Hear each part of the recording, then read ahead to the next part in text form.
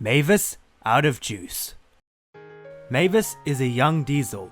Even though she matured after rescuing Toby from the Farquhar River Bridge, it's not going to stop her from having her own ideas.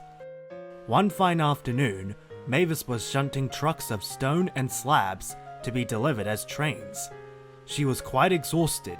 She was running out of fuel. My word, that was a lot of work, said Mavis. And I better refuel too. More trains can't be shunted by itself.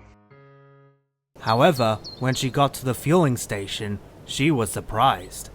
There was a big sign next to the station that read, "Out of order." Mavis fumed. Oh, bother. How can I refuel if it's out of order? Mavis wondered. Then she remembered another spot to find fuel.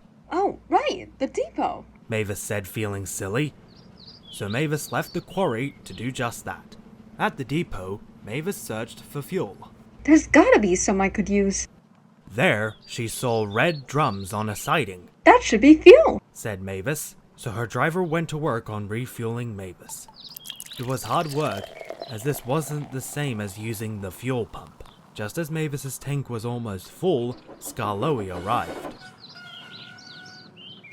Hi, Mavis, he said. Hi, Skarloey.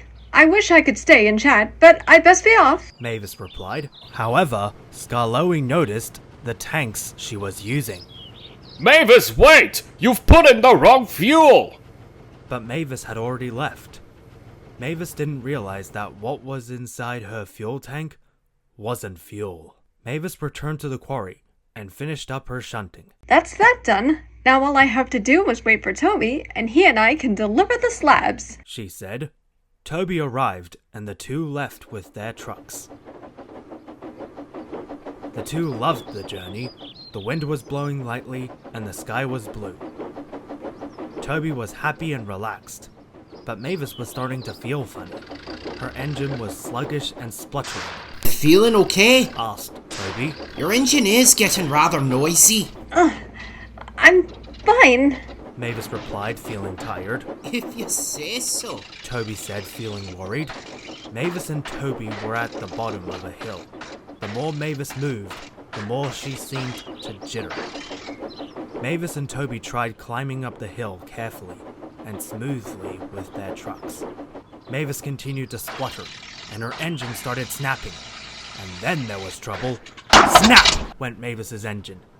And there she came to an immediate stop, as she headed right back down to the bottom of the hill.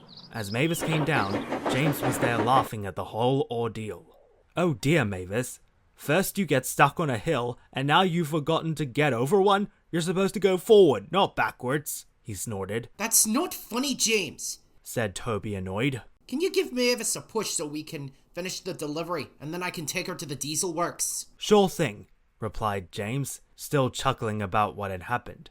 So James cobbled up to Mavis at the back, and the team continued their delivery. Once the stone and slabs were delivered, Mavis went to the diesel works, so the workmen could inspect her engine. The workmen looked at Mavis's engine. They were surprised. I smell orange juice in there, said a workman.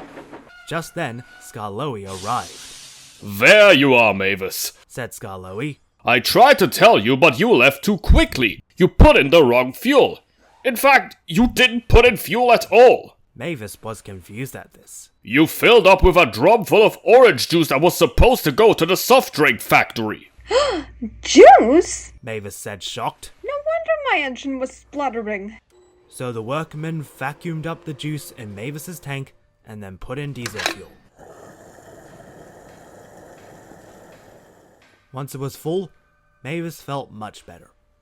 Mavis was about to leave when she went to talk to Skarloey. I'm sorry for not listening to you, Skarloey, she said, ashamed. I was desperate for fuel, and I suppose I was a bit impatient. It's no problem, Mavis, Skarloey replied and smiled. Imagine the Fat Controller's surprise when he found out why the juice wasn't delivered. But Mavis learned to pay attention to her surroundings, and the next time she's desperate for fuel, that she'll be more patient next time.